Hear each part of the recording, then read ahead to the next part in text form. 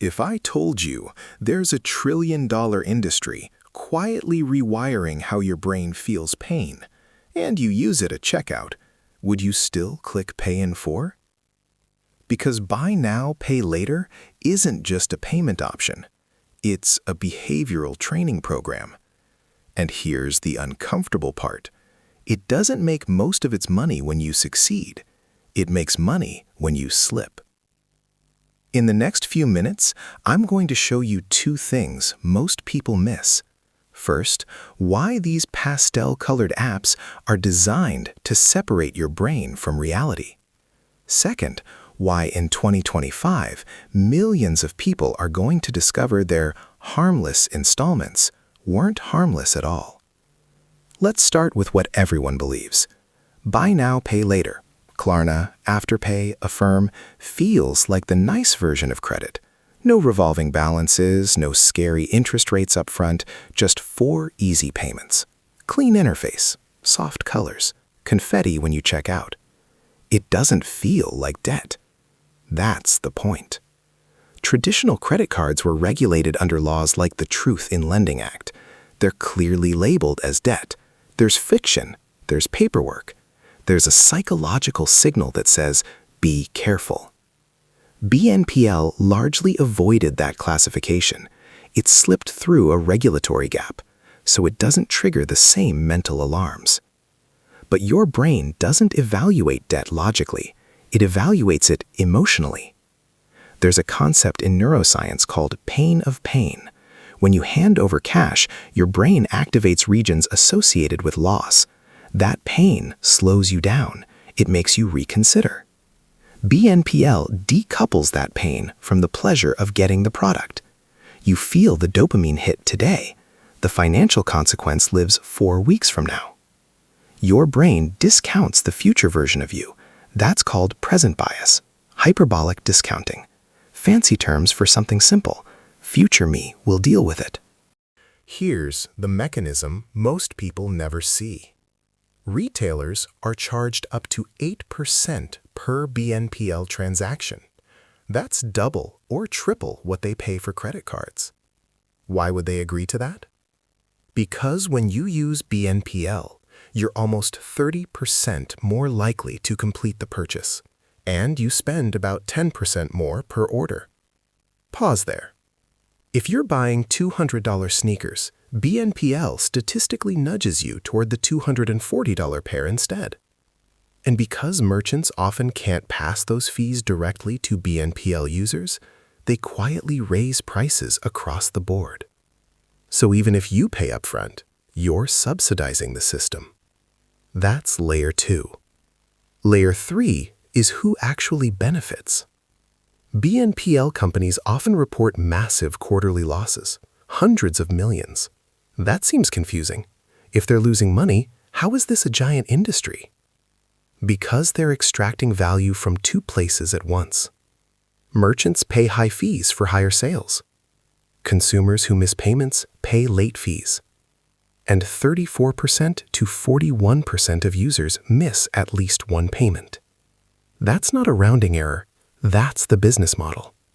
For larger purchases, those friendly installments can quietly turn into loans with APRs as high as 36%. That's credit card territory.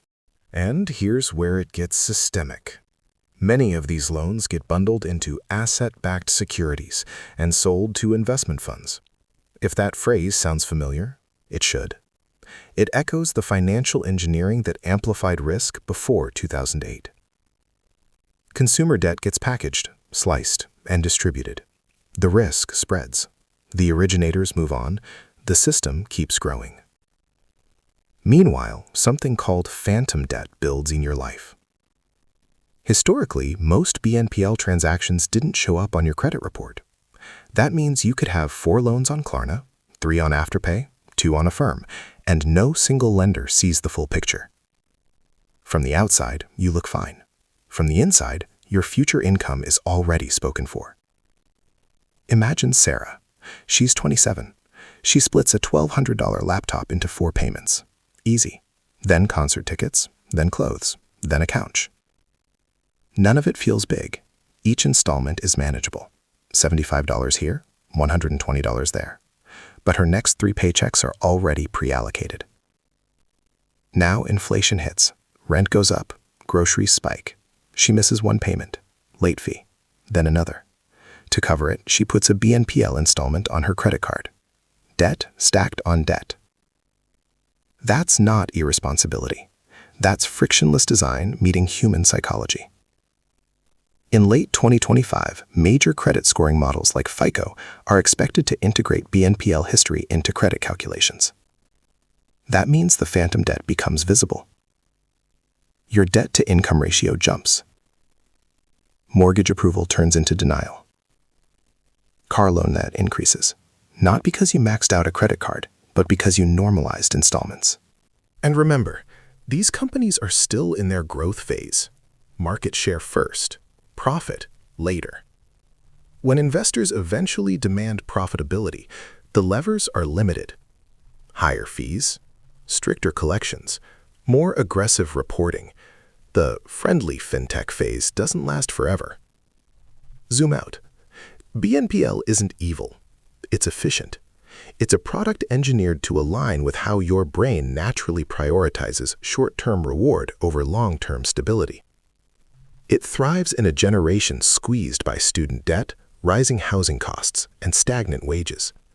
It tells you, you don't need more income, you just need smaller pieces. Break it up, make it manageable.